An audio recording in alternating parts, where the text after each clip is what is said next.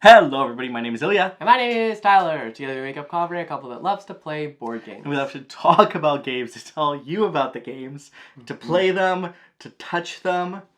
And this is our monthly wrap-up, where we discuss our top 5 games, each of us, of the month. Now, in July we played 23 unique games, and some of them we've played more times than others, but there's 23 games to choose from, and 5 made it to this list. Yes. For each of us. Surprisingly, there's only one overlap for us. We'll let you know that in advance. 2 overlaps. 2 overlaps? 1, 2, 3, 4. 1, 2, 3, 4. How is that possible? Because there's one overlap on your list with mine, and there's a list overlap with your list and mine. Anyways, we will get to it when we get to it. Okay, so we went back and shared our lists. We paused for a minute, and we figured out where our overlaps are, and we're just going to go for it. We are just going to go for it. You'll see what happens. So here we tell you about the game, tell you why it's awesome, and hope to see you at the next month so we can tell you about more awesome games. Yeah. And this month, I feel like I say this every month, but this is getting harder and harder to narrow down the top 5 games of every month. Oh, I think I just know. I don't think know? I don't think it's getting harder for me. Maybe like 4 and 5 are hard for me, but like the top 3 I think are pretty easy. And it also depends on how many games we end up playing. So like, I'm surprised we played that many games because we were gone for 2 weeks. Yeah, we're gone half a month, and then we're prepping for Gen Con the other half, so 24 games, that's pretty good feat. Anyways, we digress. Let's hop on into these lists. Okay, we will start off with number 5 for you. My number 5 is this game right here called Inheritors. It's from North Star Games. And you can kind of think about this game as like a hand management drafting. Oh, it says on here. Open drafting hand management card game that provides a big game experience in a portable box. That kind of summarizes the entire game for me, but you're basically trying to collect the most points by managing your hand and also by placing cards down in front of you and using certain abilities that you've unlocked, certain end game goals that you are about to collect, but you have to like give and take, and I find that very interesting during the game. We played this one while we were in Iceland, so maybe that has an impact on my decision to put it in this list, because it also is pictured with an amazing time we had in Iceland. But regardless, I really enjoy this game, and it was a game that I was like really excited to bring to Iceland because it's portable and still provides a bit of like crunch when you are playing it. It's funny because it was a game we were so excited to play at last Gen Con, and we just have not been able to, and we finally got to play it. And I also had a really good time with this one. Yes. Yeah, exactly. That's really all I can say about it, though. If you're into like a hand management resource open draft types game, I would definitely recommend checking this one out. The art is very cool too in this game. All right, that's my number 5. My number 5 is Stock Exchange. And not the stock you're thinking of, the flower stock. Well, I hope they're thinking of this stock because you just showed the game. That's true. So in this game, I really enjoyed our playthroughs of it. We've played with a 4-player account with our friends. We played with 2. And each of the games were just so clever. You have a bunch of flowers hidden behind a screen. And then you're planting and blooming flowers. And based on the flowers that are harvested, the market share of those those flowers go up. Right. So, and then no one knows what flowers people have at the end. So it's a little reveal. You'll see how much your flowers are worth. And it really flows quite dynamically too. I also like that you can really dictate the flow of this game too. Like you can do a lot of swapping and really figure out what you want in your little shed. Or you can just plant and harvest a ton to kind of push it to the game end. 2 to 5 players, lots of fun from the op. Would highly recommend. Yeah, I agree. The pace of this game is actually really nice. It doesn't take too long to play. It's pretty easy to understand. And there's always that, like, at the end of the game, there's a crash, so you never really know what's going to happen kind of situation. So I can appreciate that. The flowers that are furthest ahead reduce by half. Downwards. Not upwards. I wish our money could double. Well, yeah, that'd be fantastic. Exactly. That's my number 5. On to our number 4. And did I just say our number 4? Our number 4. That's because it matches. Look at this game called Umbrella. Now this is from Lumberjack's Studio, and Umbrella is such a unique game. You basically are overseeing the streets, and there's a bunch of people with umbrellas, and then you'll shoot them left and right and tell them, walk this way, walk this way. Until you get some patterns. And as you complete patterns, you pass those patterns to other players. Yes. And it's a lot of color matching and kind of shifting, but it's really cool because the way you complete patterns is the other walkways you'll grab from them, and then you'll shift tiles either left, right, and people will come up and go, and they'll walk. Yeah. It's very cool. Yeah, the puzzle to this game is quite interesting. It basically is like if you've ever seen like a aerial view of, for some reason Japan comes to mind, but the aerial view of like the crosswalks when everybody's holding their umbrellas, it's very similar to that. Just imagine you're trying to now take a picture of like the perfect pattern and at the right time. And that's basically what that game gives me. It's almost as if like it was a Rush Hour like one of the classic Rush Hour. Yeah, that's an example. Slammed into a multiplayer like pattern builder. Yeah. So I really, really enjoyed this one. Yeah, it's a lot of fun. And that is Umbrella. On to our number 3, which is now separate. Yes. So I'll start with mine. And that is the Same Game. Same Game. I feel like I've talked about this one a couple of times now, and it's just a game that continues to wow me. Ooh. And I really, really enjoy playing it because it's a party game where you're really thinking differently. Basically, the way this game works is you are trying to get people to not guess based on your clue. Yeah. So it's kind of like reverse, but it's really cool because there's 7 things they can guess, and they'll guess the thing that is least likely and kind of reveal one by one, and there's that suspense factor to it. I mean, you can think about it in a different way, because I know that it seems to be like a difficulty for the game, is that like if you think about it as like you're trying to get people to guess your clue by not guessing it. Exactly. Yeah. But it really forces you to think in a really different way than I've ever thought about in any game.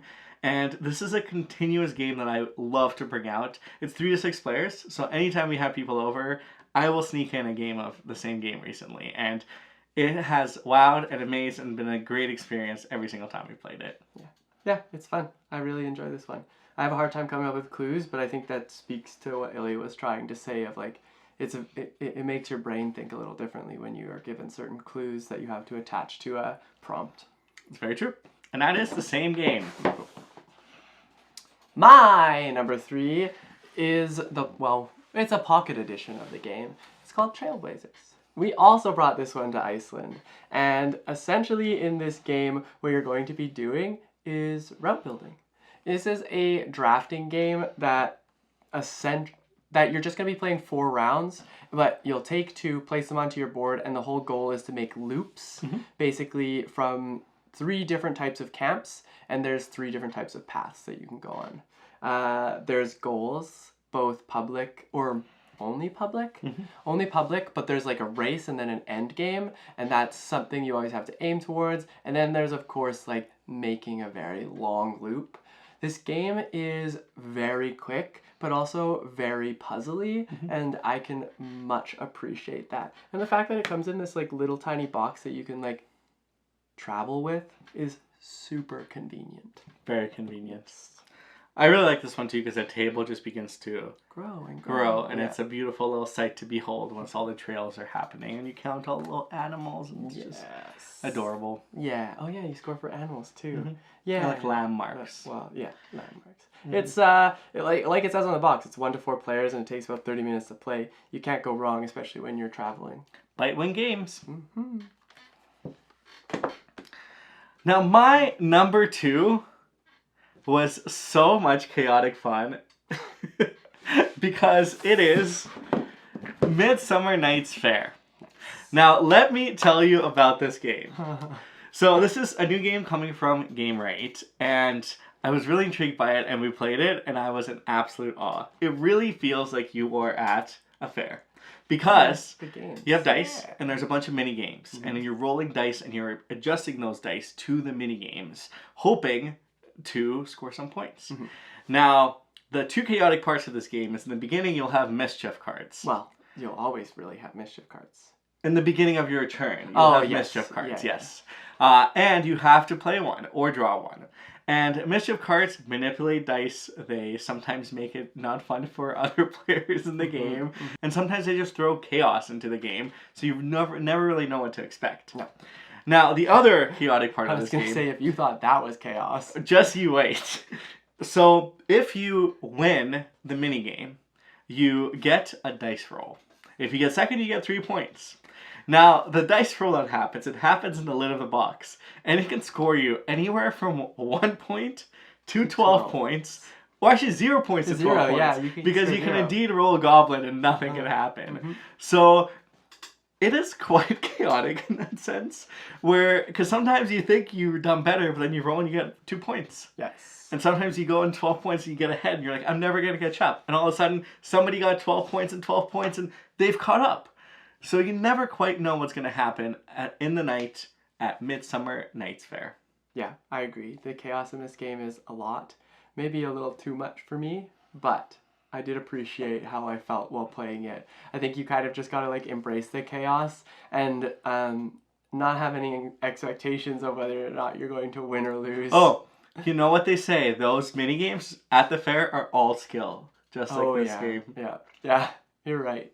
But we only played it at 2. I can't wait to play it at a higher player count. I also have a Game Right game in my number 2 slot, and it's called A Bunch of Fun Guys. This one is not as chaotic as that one, but essentially it is a set collection game where you're going to be... So the neat aspect about this game is at the start of every round, you're going to play one of your cards from your hand, which numbers from 1 to 4, and then that will determine the turn order. Simultaneously. You'll simultaneously reveal. And then whoever has the lowest gets to pick first, and then so on and so forth. But the catch is that you only get to pick the number that you played. So you've got a kind of like balance act of like, ooh, I want to be able to get 2 of them that are in the open draft. Or maybe I really, really want 1 and I have to do that because somebody else at the table might actually also want this one. So it's a fun little act where you've got to make sure you collect these mushrooms and then of course eventually complete some of the goals that are out there. And it's a recipe fulfillment. Yes. Once you have all of it, you fulfill recipes. But we played this game and we looked at each other and we're like, this drafting is just so clever. This drafting is, Because I feel like more games should kind of have that where... not more games. It's just this game does it well. It does it really well. Yeah. I the way I would phrase it is I'd expect more games to have something like this. Because it feels really like innovative and really cool. And I haven't seen it too often before. No. I'm happy that it exists and it's cool to see. And I think the simplicity of just the recipe build is really, really nice. And then at the same time, it's like super approachable because look at these little they're a bunch of fun guys. Yeah, they're so cool. And of course, I didn't mention there's like little twists and tricks along the way that do happen where you end up like swapping cards and everything. So that's always kind of interesting to like let it play out. Anyways, A Bunch of Fun Guys. Great game. Now, we did have a collective number 1. We did say. And the collective number 1 is? This beautiful game known as Parks Roll and Hike. Let us tell you about Parks Roll and Hike. Height. Hike. I said height. Because you roll and then you get to the mountain, you see the view. Oh. Some height, some elevation. I roll an elevation. Oh. You get to a certain height and then you roll down it. This is such a beautifully packaged box. Everything in this packaging is absolutely thoughtful, meaningful, and just really special. I mean, no surprise here with Keymaster. It's so true. But it's a roll and write where you have your own little logbook, which you will document the journeys on your hike. Yeah. And based on what you see, you'll write some stuff down and score some points. And sometimes you'll write in your journal and you do a little scribble, a little line. Yeah, it's very, very cute in the sense that it gives you those like journals because they're basically like your player. I mean, they are all the same, but they are very, very thematic to the game, and those small touches like definitely go a long way. On top of the gameplay being like super straightforward, especially if you're into roll and writes, it is that roll and write. You roll, you pick some dice, and then you scribble down what you picked up. Super straightforward, but also there's like these combos that go on in this roll and write game that just make it yum. There's some similarities to parks, so some nods to parks. There's some new mechanics in roll and rights that were really fun to observe, like the lead hiker die and how the game progresses. It's really interesting. And there's a lot of variety. Yes. So there's 6 different parks you can visit, and based on the parks you're visiting, different things happen. I particularly like the Skull Canyon. Because of the ability is very thematic to it. You don't get a lot of water in your canteen. It's pretty hard to do. Stay alive. Stay alive, indeed. But this game is just... It really is. We are a huge fan of roll and rights, if you are not aware. So this like is pretty fits pretty well into like a sweet spot for us, which definitely helps it. And everything that we've already talked about just makes it that good of a game. Yep. I'm not surprised that this is your number one either. I'm not surprised that it's matched. I feel like when I thought about my list, this was a no-brainer on my list. Yeah. Like, I think this is a number 1 by, like, far. Oh. Compared to the other games. You heard it here first. Compared to the other games. So it was really easy to make this a number 1, but it makes me want to revisit all of our roll and rates. Because I do think this would have a top 10 placement, but I don't know where it would be. We have been saying we're going to redo our top 10 for some of those theme months. And there's been some really good roll and rates that we've played since we've done our first. And 2-player games. So. And 2-player games. And Polyominoes. Yeah, but that was more recent, so. Feels like yesterday. Yeah. Anyways, that's the gist of it. That's our top 5 of the month of July. Are you surprised? Are you shocked? Are you intrigued? What game would you play? Who knows? But for our question of the day, we have, what game did you play in July that you loved? Or what game did you want to play and maybe didn't get to? We didn't get to Inheritors for a year, so... It took us a while. Yeah. It was a year. It was. Yeah. Yeah. But we're happy we got to it, and obviously we're happy we got to it. At least I am. I'm too. I liked it. It was hard for me to make decisions because all of these games were so good. Yes. I loved all your games. I know. They were very fun games. So I'm just excited to keep on doing this, and we'll be back again with another list in the end of August. And it's Tyler's birthday in August, so we'll be playing a lot of fun games. I love games. Anyways, until the next one, we hope you enjoyed, and we'll see you later. Goodbye. Bye.